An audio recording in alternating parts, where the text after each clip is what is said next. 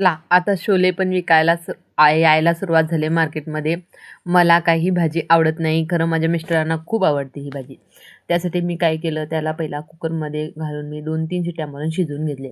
नंतर कांदा कापला, टोमॅटो कापला आणि खोबरं बारीक चिरून घेतलं आणि व्यवस्थित भाजून घेतलं ना, टोमॅटो आणि कांद्यांचा जो कच्चापण असतो ना, तो निघून जातो. मग भाजी टेस्ट लागते. त्यासाठी मग नंतर मी ना ते मिश्रण ना मिक्सरमध्ये वाटून बारीक करून घेतलं. मग नंतर फोडणी ठेवली. त्याच्यासाठी तेल घातलं, मोहरी घातली, जिरं घातलं, कढीपत्ता घातला आणि ते मिश्रण वाटून ठेवलं होतं ना, ते घातलं.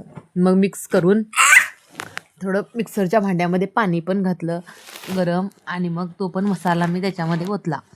नंतर त्याला हळद घातली, मीठ घातलं, लाल तिखट घातलं आणि गरम मसाला घातला आणि मस्तपैकी मिक्स करून घेतलं. मिक्स झाल्यानंतर ना ते छोले शिजवून ठेवले होते ना, ते आम्ही ना त्यांचं येळून टाकतो. म्हणजे छोले घातल्यावरती पण मी व्यवस्थित असं 2 मिनटं ना त्याला शिजवून घेतलं. म्हणजे ती छान लागते त्यासाठी. नंतर मी भाताबरोबर खाल्ली. आवडल्यास लाईक करा. चला भेटूया पुढच्या व्हिडिओमध्ये. Bye, take care.